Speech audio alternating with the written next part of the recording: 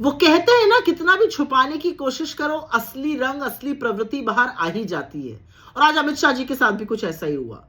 बोल रहे थे सदन में इलेक्टोरल रिफॉर्म्स पे, एसआईआर पे, वोट चोरी पर, और गाली गलौज पर उतर आए, साला शब्द का प्रयोग कर दिया। मुझे तो देखकर बड़ा दुख हुआ कि जिस कुर्सी में कभी लौह पुरुष सरदार पटेल बैठते थे, आज वहां पर एक ऐसा व्यक्ति बैठा है जो अमर्यादित असंसदीय शब्दों का प्रयोग कर रहा है, साला जैसे शब्द बोल रहा है, और सभापति महोदय ने आपको टोका भी नहीं। ये कौन सी भाषा थी अमित शाह जी?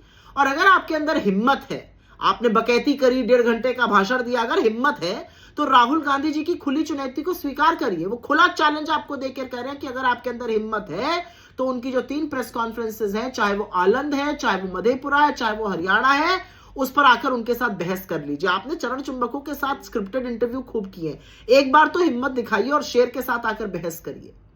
असलियत यह है कि राहुल गांधी जी ने आपसे कुछ सवाल पूछे थे और उन्होंने कहा था कि हमें मशीन रीडेबल लिस्ट दी जाए, जो चुनाव आयुक्तों को इम्यूनिटी दी गई है वो हटाई जाए, अगर वो कुछ गलत कर रहे हैं उनके खिलाफ कार्रवाई होनी चाहिए। उन्होंने कहा था कि जो सीसीटीवी फुटेज को डिलीट करने का आप लोगों ने 45 दिन में नियम बनाया, ये गलत है, इसको हटाया जाए। इस पर आपके पास कोई जवाब नहीं था, सुई टपक सन्नाटा, कोई जवाब नहीं, बस बकैती कर रहे थे आप 1.5 घंटा। और आपसे तो यह पूछना है कि आप घुसपैठियों की बात किस मुंह से करते हैं? भाई बिहार में आपने एसआईआर कराया, कितने घुसपैठिए मिले आपको वहां पर? इस बात का जवाब दीजिए। और इस बात का भी जवाब दीजिए कि अगर इस देश में वाकई में घुसपैठिए हैं तो 11 साल से सत्ता में बैठकर आप कौन सा झुंझुना बजा रहे हैं? भाई यूपीए की सरकार ने अपने 10 साल के शासनकाल में 88,000 से ज्यादा घुसपैठियों को निकाल बाहर किया था। आप तो 2400 नहीं निकाल पाए 11 साल में। आप किस मुंह से बात कर रहे हैं?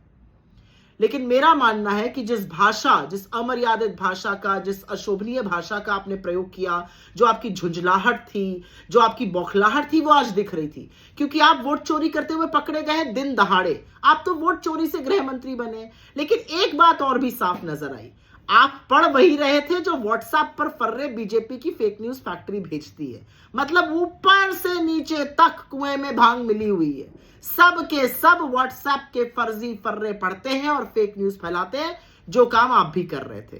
खैर, 1.5 घंटे बेकार की कोरी बकवास कर रहे थे, कौन वो सुनता? तो वॉकआउट कर विपक्ष ने ठीक ही किया। लेकिन हां, सवाल तो ये जरूर बनेगा और बनना भी चाहिए कि जवाब कहां थे आपके पास? बकैती के अलावा, वहां पर साला बोलने के अलावा आपने किया क्या आज सदन में?